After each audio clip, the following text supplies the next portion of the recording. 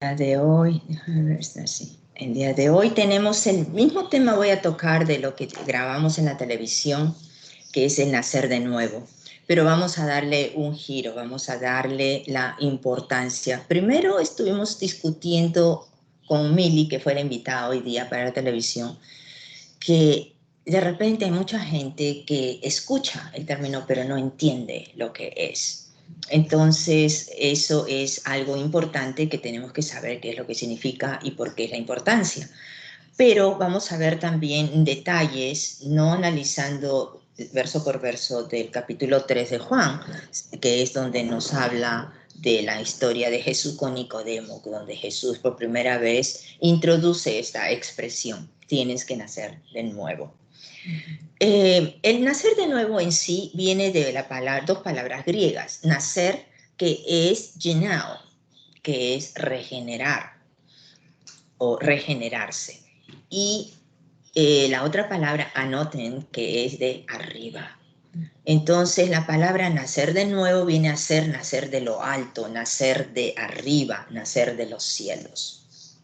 Y que es exactamente a lo que se refiere Jesús cuando Nicodemo viene una noche a buscarlo, porque ya había pasado eventos que se hicieron conocidos y le dieron fama a Jesús por esas señales de sanación o sanidades, de resurrección de muertos, y etcétera. Sanar a los leprosos también, etcétera. Y este hombre, Nicodemo, era un fariseo, que sabemos que es doctor de la ley, estudiaba en la escritura, también era maestro de la misma escritura, y le dice a Jesús que él reconoce primero que tiene que estar Dios con él y en él para hacer las señales que hace.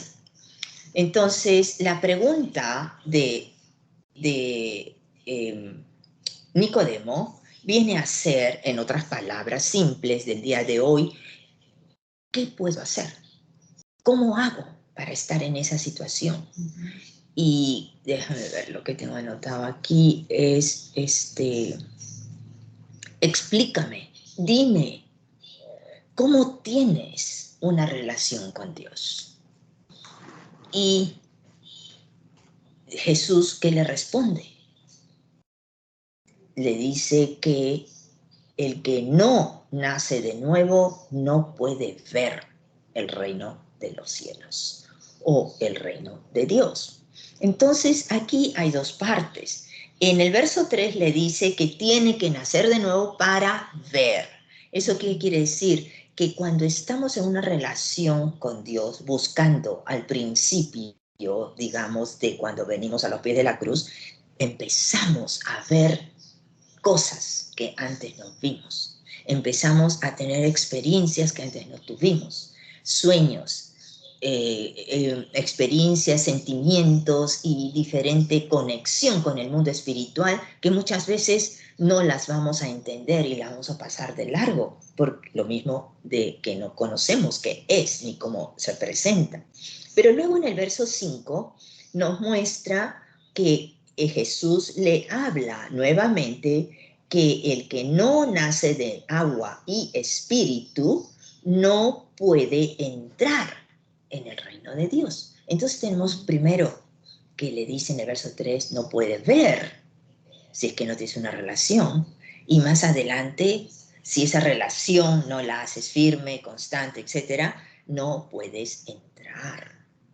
Al entrar al reino es algo mucho más grande. El ejemplo que puse fue, por ejemplo, en tu casa, en la casa de tus padres. Cuando tú vas a la casa de tu papá, le dices, quiero comer un pan, ¿puedo comer un pan? ¿Puedo comer una manzana? Y le dice, hija, todo lo que está acá es tuyo. Siempre es la respuesta de los padres, ¿verdad? Coge. Entonces lo mismo nuestro Padre Celestial. Una vez que nos abre la puerta, porque al principio estamos tocando, estamos viendo la casa, la existencia de este mundo espiritual. Y luego viene Jesús porque nos dice, Él es la puerta y Él es el camino. Y viene y nos abre la puerta para entrar con Él. Una vez que estamos dentro, ¿qué va a pasar? Tenemos los beneficios del reino. Tenemos los dones del Espíritu de Dios en nosotros, actuando, esperando ser manifestados. Las señales de los que pedía Nicodemo, las tenemos para usarlas. Dejar al Espíritu actuar y empezar a obrar en el nombre de Jesús. Gloria a Dios, gloria a Dios. Entonces, el nacer de nuevo no es otra cosa que un cambio espiritual. No naces, pero bueno, antes de saltar a eso, quiero explicar que Nicodemo le pregunta, pero ¿cómo puedo hacer eso? Un hombre mayor, ¿cómo puede entrar nuevamente al vientre o a la matriz de su madre? Porque él estaba viéndolo en la parte física, pero Jesús le hablaba en el aspecto espiritual, por eso es que le dice, aquel que nace tiene que nacer de arriba, tiene que nacer del espíritu. Lo que nos da los dos mundos en donde la gente y la humanidad vive. Muchos que no conocen de la existencia del mundo espiritual solamente se van a mover por sus 5 sentidos y no van a entender las cosas del espíritu. Pero la gente espiritual sí va a recibir y va a poder ver ambos mundos, lo que nos da una ventaja grande y un privilegio para la gloria de Dios. Cuando Juan el Bautista y Jesús también empezó su ministerio, que era lo que decían, arrepiéntete, el reino de los cielos se ha acercado, arrepiéntete, el reino de Dios se ha acercado. ¿A qué se refería? Jesús era el rey, ha venido del cielo, se ha unido a la tierra. Y cuando oramos nosotros el Padre Nuestro decimos, venga tu reino. Venga tu reino. Lo estamos llamando, pero no lo invitamos. ¿Cómo? No nos damos cuenta de repente a la hora de memorizarlo. Es el problema de la memorización. A veces no nos damos cuenta lo que queremos hablar, lo que queremos decir. Y sencillamente estamos llamándolo, pero no lo llamamos con el sentir del corazón. No lo llamamos con el sistema completo, nuestra mente, corazón, alma. Pero le estamos diciendo, invitándolo, ven aquí, ahora, porque estamos en la tierra, que se manifieste aquí con nosotros y que se haga su voluntad. Entonces es el espíritu el que está afectado. No es el cuerpo físico, no va a haber ningún cambio en el cuerpo físico, no va a haber cambios al principio en el alma, que es tu sentir, tus emociones, tu mente y tu corazón, pero sí el espíritu. El espíritu va a ser perfecto. El espíritu es el que inmediatamente va a recibir y va a intercambiar la posición de Jesús contigo, porque Jesús toma nuestros pecados y nos da la suya de pureza, de limpieza. Por eso dice, en nuestro espíritu, si tú eres vuelto a nacer, tú eres puro, tú eres limpio, tú eres recto y estás digno de entrar al reino de Dios. Amén. Cuando a Jesús Pilatos le pregunta, ¿tú eres rey? Y él contesta, mi reino no es de este mundo. Porque si fuera, mis soldados no permitirían que me lleven a los judíos o que lo tomaran preso. Pero mi reino no es de este mundo. Nos está confirmando que el reino es espiritual y para todos aquellos que lo siguen. Sin embargo, Jesús nos habla de aquel que sigue y persigue en este reino espiritual. Nos asegura que si nos convertimos, nos volvemos como un niño, ese reino está asegurado para nosotros. ¿Por qué como un niño? Porque el niño no te va a preguntar cosas o comparar cosas con lo de ayer. El niño te va a recibir porque confía en ti, en su padre, en su madre, y va a recibir la nueva enseñanza. Sin preguntar. Te puede preguntar el por qué, pero no va a cerrarse como alguien que tiene ya una enseñanza del pasado y que ahora le quieres enseñar algo nuevo y no lo recibe. Pero tenemos que ser como niños para recibir inocentemente y por fe. En 1 Corintios 2:14 nos habla, pero los que no son espirituales no pueden recibir estas verdades de parte del Espíritu de Dios, porque todo les suena ridículo y no pueden entenderlo, porque solo los que son espirituales pueden entender lo que del Espíritu quiere decir. Sabemos que la carne llama a la carne, el espíritu llama al espíritu, y las cosas espirituales solamente se disciernen por el espíritu.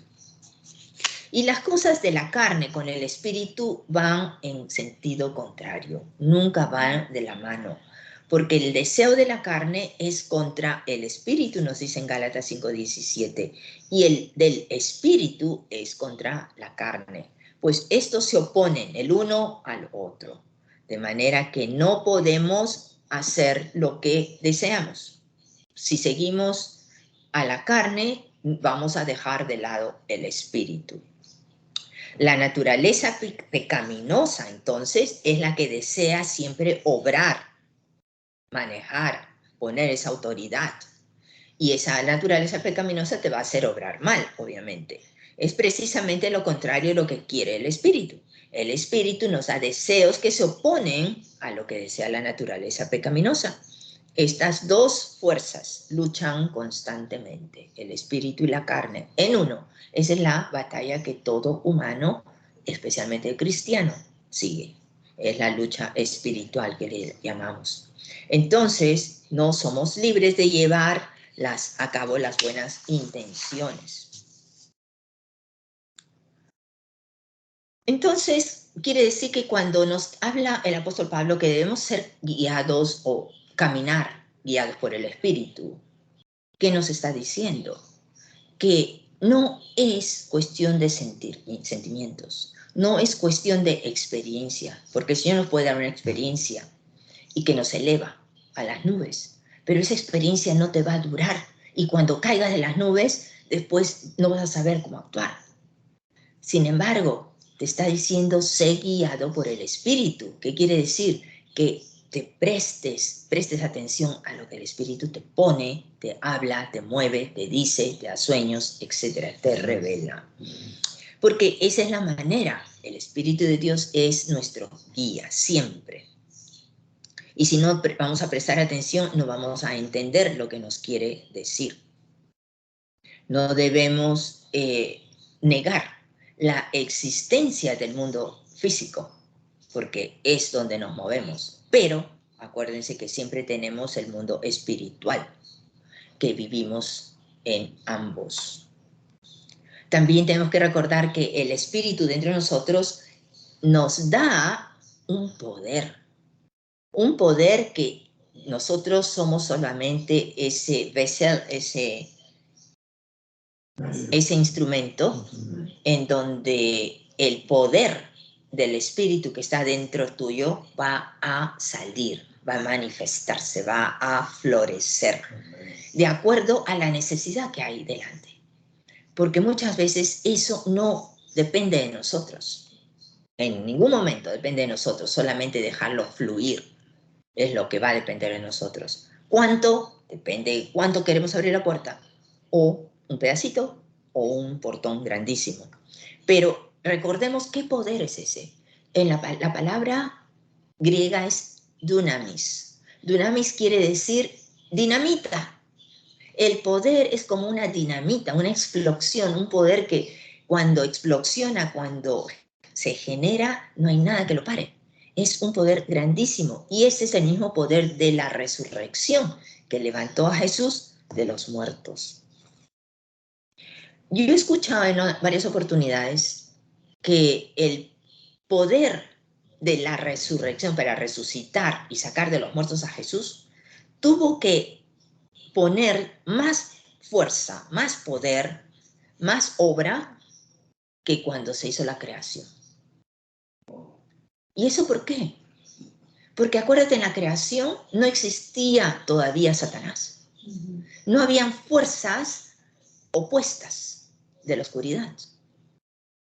Cuando vino Jesús y muere en la cruz, Satanás estaba feliz porque había muerto y no quería que se resucitara.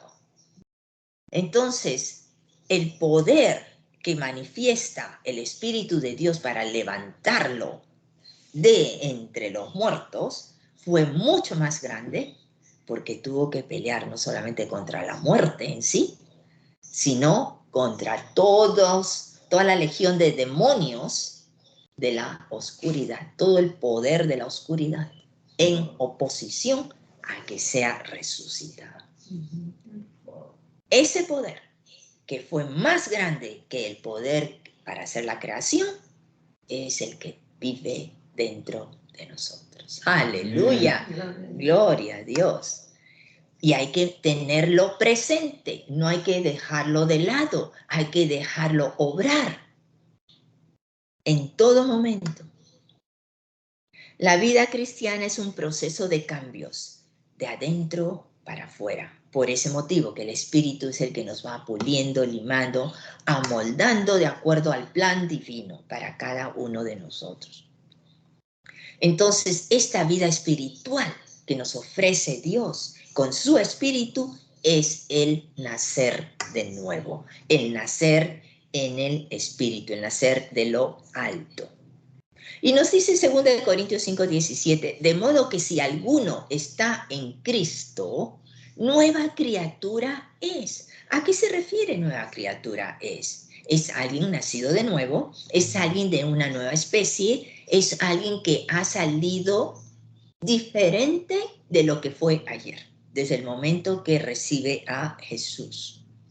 Las cosas viejas pasaron, quiere decir que ayer fue ayer, quedó en el pasado, enterrado y olvidado. Hoy en día, tú estás en Cristo, empiezas a dar nuevos pasos, como un bebé que aprende a caminar. Esas cosas nuevas es lo que Cristo nos ofrece, porque Él nos ha convertido en una persona nueva, un personaje que le pertenece a Él, que le sirve a Él, que lo sigue, que lo ama y que Él ahora va a dirigir nuestras vidas y es el Señor y dueño de nuestras vidas. Esa vida antigua ya no está más, ya no existe más. Es una nueva vida que ha comenzado. Así que en ese momento, tu espíritu es perfecto. Y nos dice Filipenses 3:15, así que todos los que somos perfectos, nos habla el apóstol Pablo, todos los que somos perfectos, va a sonar que, wow, ¿quién se cree perfecto? En nuestro espíritu. No nos engañemos. En nuestro espíritu, porque somos vueltos a nacer, somos perfectos. Nuestro espíritu es perfecto porque ha tomado la posición de Jesucristo. No así en nuestra alma. Nuestro carácter va a seguir siendo gruñón o terco o lo que tú tenías antes. Pero nuestro espíritu va a ser perfecto. Y entonces la actitud que vamos a empezar a tener, sabiendo eso, va a empezar a cambiar. Va a tener cambios, una actitud distinta porque vamos a tener que pensar, no, mi espíritu lo controla Jesucristo. Y entonces tengo que reflejar lo que Él es. Amén.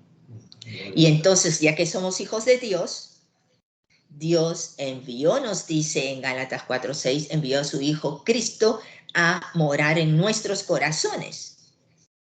Por eso tenemos la mente de Cristo, imagínate, la mentalidad de Cristo, sin embargo, está bien escondida, tenemos muchas veces que cavar profundamente para que aflore, ¿cierto? Encontrar el tesoro dentro de nosotros mismos. Esto es muy importante, tenerlo presente todo el tiempo, porque eso va a hacer que caminemos realmente en su camino de luz, de revelación y, sobre todo, manifestación de su poder para su gloria. Aleluya, aleluya. Nos dice, por cuanto sois hijos, Dios envió a vuestros corazones el espíritu de su Hijo, el cual clama, Abba. Quiere decir Padre. Por eso nosotros cuando volteamos y hablamos a Dios, Padre, Jesucristo nos dio a conocer el nombre de Dios para nosotros. Padre, un Padre celestial, un Padre terrenal, un Padre espiritual, un Padre en todo para nosotros. Ya no somos la misma criatura de ayer. Ya no eres hijo de tu papá terrenal. Ahora eres hijo de tu Padre celestial. Gloria a Dios. Gloria a Dios. Cuando buscamos que ver este ambiente espiritual y más aún que entrar a él, ¿cuál es la vía de entrada? A través de la oración, a través de Jesucristo, a través de esa relación, ¿cierto? Si pensamos en el Antiguo Testamento, el profeta Eliseo, está el rey de Siria, está atacando a Israel. Y el profeta Eliseo le revelaba al rey de Israel los planes, porque el Espíritu de Dios le revelaba, de los planes del rey que atacaba. Entonces se preguntaban, ¿hay un espía entre nosotros? ¿Quién está en contra de nosotros y le está revelando todos nuestros planes al otro rey contrincante? Y le anuncian que no hay espías, es el profeta de Dios, Eliseo, que es el que está recibiendo del Espíritu los planes y se lo dice al rey. Y por eso no podían ganarle. Entonces, este hombre, el rey de Siria, decide en una noche dar vuelta y tratar de rodear ese otro campamento del otro rey. Y estaba Eliseo allí. El monte o la montaña estaba con los de Siria que se estaban acercando. Y el criado de Eliseo se asusta de ver a tanta gente y le dice al profeta, ¿qué vamos a hacer? ¿Qué vamos a hacer? Mira, la cantidad de gente son mucho más que nosotros.